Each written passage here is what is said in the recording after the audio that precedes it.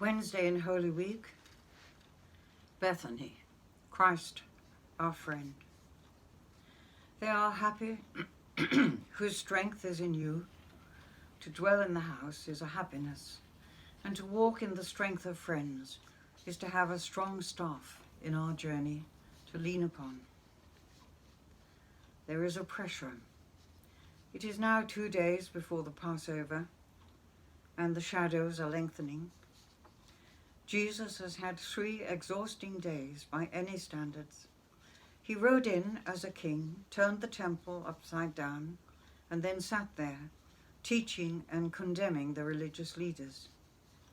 It has taken a toll of him emotionally to carry alone the burden of his coming death, to take such challenging steps, to see the limits still of his closest disciples. Even now they argued about such things as who should sit next to him in glory. And they did not hear him when he pointed out that between the present moment and glory there were hard and terrible things to be done and endured. And the caring. I have been told that at the end of the day the eastern shepherd stands at the door to the fold, in the doorway, with just enough room for the sheep to pass one by one. He has by him a horn of oil and water to hand, and as he calls each sheep, he gently runs his hand over, feeling for burrs, thorns, and briars from the day's journeying. He rubs all in to ease the soreness, and round the horns for strength, gives it water, and then brings it in for the night. Even so in the midweek did the Lord Christ think of his friends. They withdrew to Bethany during the day, and he listened to their talk and watched their faces, and himself took some rest on this final day among friends. His disciples were confused, elated, disturbed. All was well. Was not the Master with them? He'd been received as a king. Men hung on his words, and no one dared to think of arresting him. And yet all was not well. The truth of Jesus. On the way up to Jerusalem, on more than one occasion, he had gone ahead, striding on with an intent look that brooked no asking, wrapping round himself a cloak of silence that was eloquent, but beyond them. Even during the great entry, when all men crowded round him, hailing him as Messiah, King, Son of David, there'd been a slight withdrawal that they could not place. Often in times past he had wanted to be alone, in prayer that they only dimly understood. There had been many things to make them think and reflect, from the water made wine to the raising of Lazarus from the dead. Peter, James, and John should have been able to direct their thinking more clearly, had they not been with him when he talked with Moses and Elijah on the mountain. It was true, of course, that they were forbidden to speak of it until he had risen from the dead, whatever that might mean. Yet still they had not perceived that Jesus was not only the King and Judge of all and the supreme teacher. He did not just talk about truths, he was himself truth. Still they saw no final significance in this Passover. Perhaps if they thought much about this talk of crucifixion, they took it as the extravagance of religious experience.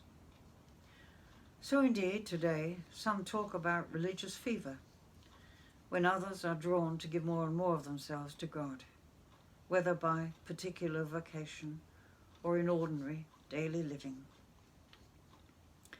And the cost. How many families count it as a privilege when one of their children decides to serve God as a priest or a missionary or a sister? Remember, if you proclaim that God must come first, he may take you at your word, and it may be your son or daughter who answers his call. So it was with the friend of Jesus. They knew that serving God was costly. Hadn't they left their homes to wander around the countryside with Jesus? But somehow the talk of crucifixion seemed to be overdoing it. And even if the unthinkable could happen, it would be so senseless, such a waste. King, judge, teacher, healer, all wasted. No, not that way, they would think. Then Simon and his friends. On that Wednesday, at the house of Simon the leper, they were confused, elated, and disturbed. It seems likely that Martha and Mary were there, whether helping or as guests. In a small village, it could hardly be that Jesus' closest friends were not invited with him. It may have been, well, another of those occasions when Mary sat by him, supplying the silent human companionship and empathy that he needed. We have no information about Simon, except from his leprosy. It could well be he was one of the many once healed, still called the leper out of lifelong habit. All we know is that he was glad to be the host to Jesus and his disciples and friends. Martha, as always with an eye for detail, watching the needs and tastes of everyone, showing her love by her bustling care, by now neither jealous nor resentful of her sister, who showed all her love by listening. And the disciples. Judas was there, by now committed to betrayal. He was looking for an opportunity to betray him. He was probably something of a loner among the others, distanced perhaps by learning and ability, and so any preoccupation on his part would not cause comment. The others probably eased any disquiet by talking of so many things that had happened, and most particularly the last 3 days, and the feeling that all the pilgrims and the city itself were all for Jesus, especially since the temple authorities dare not touch him. Amidst the clatter and the noise, the clatter of serving and the coming and going of others who called with Simon, sat Jesus, walking in his own mind, ever more surely the way of the cross, his eyes on the joy set before him, looking not only along his own road of martyrdom, but down the unending road of martyrs, those who lay ahead. Within his human soul, joy and grief lie so close together that they are one, and they are reflected on his face. Joy in the love of his friends, grief for the pain that was coming upon them. That face of Jesus is often seen in our living experience, in the face of a young man intent on the priesthood, eating with his family, whose minds are set on other plans, looking at the unconcern on his parents' faces, waiting to strike the blow that will shatter their dreams of a doctor, teacher, fitter, or builder, a son in his father's trade, to set the course that will take him out of his family, away from his background, away from his friends. In the face of a priest giving communion to a man about to die. In the face of a man watching his wife going about their home, just doing ordinary things, waiting to tell her that his papers have come, sending him abroad to danger. In the face of a doctor sharing a cigarette with an old friend before telling him he will die before the year is out. In the faces of a couple on a station platform, drinking tea before trains tear them apart. In the face of a mother who sees that her son is grown up and glad to leave home. And the face of another who buries her child. The tears of things. Jesus knew the deep down tears of things, the remorseless passing of time and its finality. The moving finger writes, and having writ moves on, nor all thy tears can call it back to cancel half a line of it, nor all thy tears wash out a word of it. On this last day, he pondered lovingly on his companions, his ears attuned to every word, his eyes quick to search out changes of expression, observant of them all. He knew that he could not shelter them. They had their bitter valley to cross in the shadow of his own. All this was held within his soul, while around him all went on as usual at any other meal among friends. Conversation crackled, laughter passed from one to another as wit sharpened wit. Martha came and went. Lazarus too smiled, his presence a foreshadowing of death and witness to resurrection. Into all this suddenly came Mary the extravagant, Mary so open in her love and gratitude, Mary never thinking of what people might say, but with her heart almost breaking with love for the Lord. There had been a lavish anointing of his feet at another time, a time when a woman of the streets knelt before Jesus, weeping with wild, convulsive tears over his feet, and drying them tenderly with her long and beautiful hair. The time when Jesus had given her back her lost dignity, as surely as he effaced her sins with his purity and love. Perhaps, as some have thought, she was also this Mary, who came to him now with a king's anointment, pouring on his head this rich anointment, even as Samuel had anointed his ancestor David to be king. And the protests.